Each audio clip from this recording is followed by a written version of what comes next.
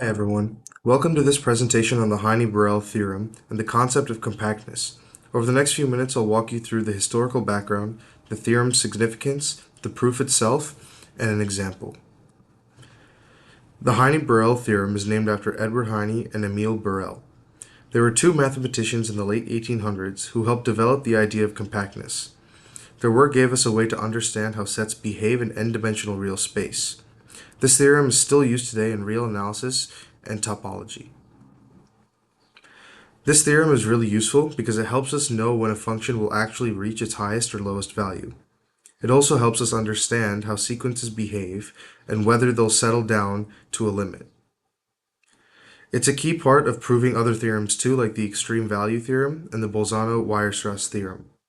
Basically, whenever we want to work with functions and limits in n-dimensional real space, compactness is an extremely essential idea.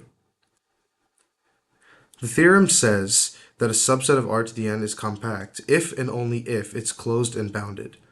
That means we only need to check two things.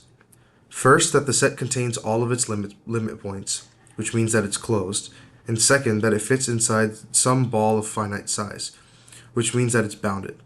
If those two things are true, then the set is compact. Let's outline the proof. First, we show that any compact set in R to the n must be closed and bounded. The idea is that if it weren't bounded, you could create an open cover without a finite subcover, which would contradict compactness. Similarly, if it weren't closed, a sequence in the set could converge to a point outside the set, which would again contradict compactness. Then we can show the converse, which is that any closed and bounded set in R to the n is compact. This is the deeper part of the theorem and uses what's called an open cover argument. Essentially, we take an arbitrary collection of open sets that cover the set, and we demonstrate that only finitely many of them are needed. That's the defining feature of compactness. This is a direct proof. We don't assume something and try to get a contradiction. Instead, we use the actual definitions of compactness, closed sets, and bounded sets, and show how they relate. We also use facts about n-dimensional real space, like the fact that limits of converging sequences are unique, and that the space is complete.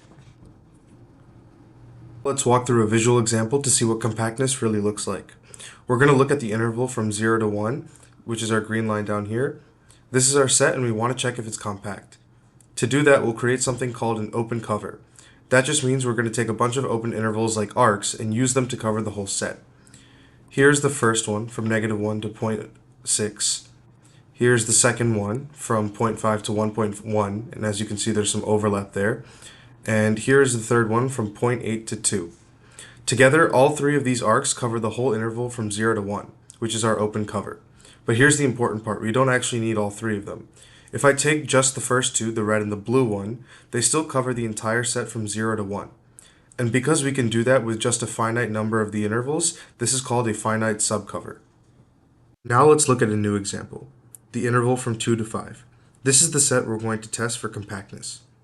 Here's the number line with the key points 2, 3, 4, and 5. The set I'm interested in is right here from 2 to 5, which I highlighted in green.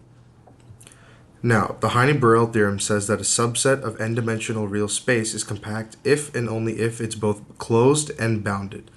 So let's check to see if both of those things are true.